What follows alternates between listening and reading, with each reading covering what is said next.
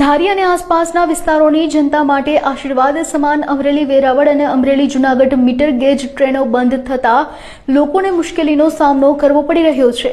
ગાયકવાડના સમયથી અમરેલીથી સોમનાથ સુધી વર્ષોથી ચાલી રહેલી રેલવે સેવાને બ્રોડગેજમાં રૂપાંતરિત કરવાના નામે છેલ્લા 2 મહિનાથી બંધ કરી દેવાઈ છે। વિદ્યાર્થીઓ, નોકરિયાતો અને સામાન્ય મુસાફરો માટે ટ્રેન વરદાનરૂપ સમાન હતી।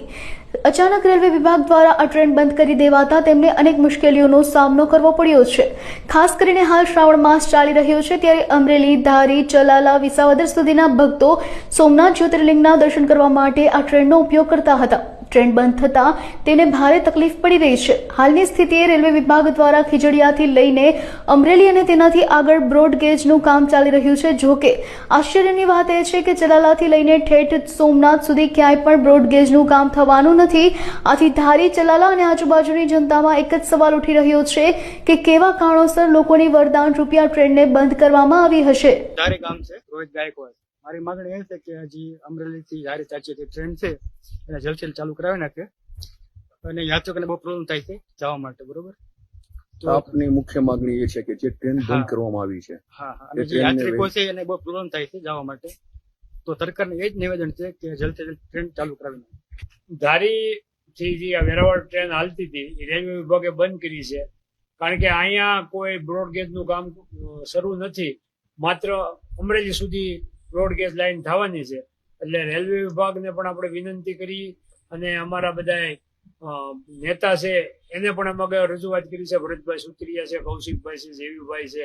એટલે કારણ કે આ પવિત્ર શ્રાવણ મહિનો હાલે છે અને લોકોને સોમનાથ દર્શન કરવા જવામાં ખૂબ જ મુશ્કેલી પડે છે। 2 થી 3 મહિનાથી આ ટ્રેન બંધ કરી છે, એટલે રેલવે વિભાગને પણ આપણે રજૂઆત કરી છે તાત્કાલિક ટ્રેન શરૂ કરો, કારણ કે 25 રૂપિયામાં વેરાવળ સુધી ટ્રેનમાં મુસાફરી કરી શકે સામાન્ય અને ગરીબ માણસ, અને એ સોમનાથ દાદાના દર્શન કરી શકે। અને આ સેફટી વાળી મુસાફરી કહેવાય, કારણ કે આ રોડમાં અકસ્માત થવાનો અત્યારે ભય છે, વાહન ને ટ્રાફિક બહુ વધી ગયું છે। એટલે વહેલામાં વહેલા આ ટ્રેન શરૂ થાય અને ધારીના, સલાળાના, વિસાવદરના બધા લોકોને આનો લાભ મળે એવી અમે પણ રજૂઆત કરવાના છીએ અને ધારી ગામ વતી એવી માગણી છે કે વહેલામાં વહેલી આ ટ્રેન શરૂ થાય। અહીં ગાડી નહીં, શું ગાડી નથી, ગાડી બંધ કરી દીધી। કેટલા સમયથી બંધ કરવામાં આવી? 2-3 મહિનાથી બધાને જુનાગઢ જવું હોય, વેરાવળ જવું હોય, કોઈ દર્શને જવું હોય તો એ બંધ છે। મુખ્ય માંગણી ગાડી ચાલુ કરે। લોકોને જે તકલીફ પડી રહી છે એ તકલીફને દૂર કરવા માટે વહીવટી તંત્ર દ્વારા તાત્કાલિક ચાલુ કરે। ધારી તાલુકાનું રેલવે સ્ટેશન આજ કોઈ શમશાન જેવી નીરવ શાંતિમાં જોવા મળી રહ્યું છે। અગાઉ રેલવે વિભાગ દ્વારા બ્રોડગેજમાં જે આ જે લાઈન નાખેલી છે એ રૂપાંતરિત કરવા માટે ટ્રેનને બંધ કરવામાં આવી છે, પરંતુ ક્યાંય ને ક્યાંય જે ખરેખર લોકોની તકલીફ પડી રહી છે છેલ્લા 2 કે 3 મહિનાથી આજે રેલવે બંધ છે, જેના હિસાબે નોકરિયાત, વિદ્યાર્થીઓ અને ટુરિસ્ટોની અવરજવર પણ ઓછી થઈ છે। શ્રાવણ માસ હોવાને લીધે સોમનાથની જે કનેક્ટિવિટી છે એ પણ અહીંથી સાવ ખોરવાઈ ગઈ છે।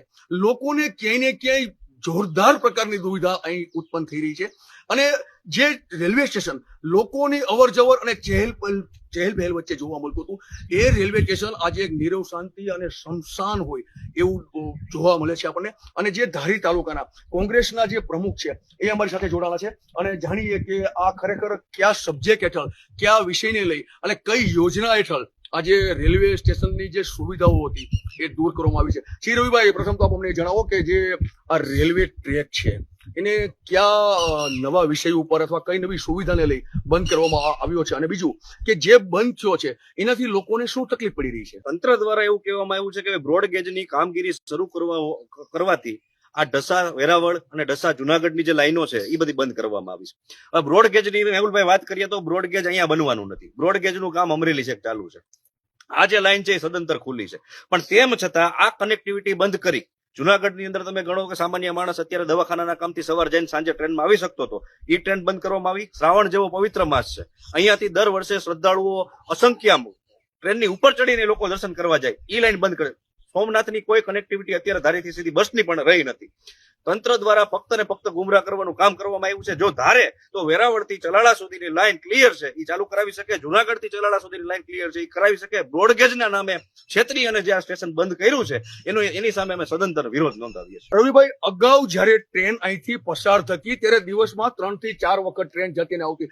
લોકોના આશીર્વાદ સમાન આજે ટ્રેન હતી અને ક્યાંય ને ક્યાંય નોકરિયાત વર્ગ, વિદ્યાર્થી વર્ગ અને એની સાથે વેપારી માટે પણ આશીર્વાદ સમાન જે ટ્રેન હતી એ બંધ કરી છે. ત્યારે ધારીની જે જનતા છે એ ક્યાંય ને ક્યાંય ખપાશે. સાહેબ, આ જે કનેક્ટિવિટી, ધારી નાનું ગામ છે, અહીંયા મધ્યમ વર્ગના માણસો રહે છે, એની પાસે કનેક્ટિવિટી પોતાના ભાડાના પૈસા ખર્ચવાના પૈસા ન હોય, પ્રાઇવેટ વાહનો બાંધવાના પૈસા ન હોય, શ્રદ્ધાળુઓને અત્યારે સસ્તા ભાવની અંદર ટ્રેનમાં જઈ શકે એટલે તાત્કાલિક આની જરૂરિયાત હોય, આ સમયે બંધ કર્યું છે. વિદ્યાર્થીઓની વાત કરીએ તો જુનાગઢથી જે અપડાઉન કરતા નોકરિયાતો તમામને તકલીફ છે, પણ હવે એવું છે લોકો રાડું નાખે છે, તંત્ર કોઈ સાંભળવા વાળું નથી.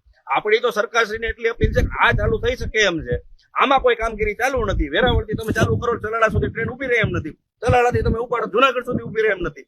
તો તમે શું કામ નથી કરતા? તમે આટલું કરો, અમરેલી તમારું કામ ચાલુ છે, ત્યારે પતે ત્યારે અમરેલી સુધી કનેક્ટ કરી દેજો. અને અમને બ્રોડગેજ તો તમે આપતા નથી. તમે ઇકો સેન્સિટિવ ઝોનના નામે બ્રોડગેજ મંજૂર નહીં થાય એવું તમે કીધેલું છે.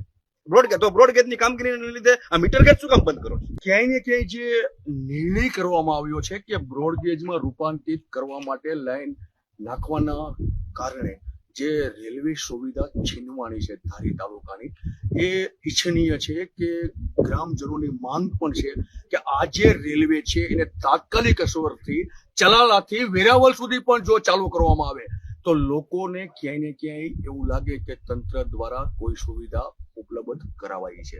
અબ તક ન્યૂઝ, મેહુલ ત્રિવેદી, ધારી.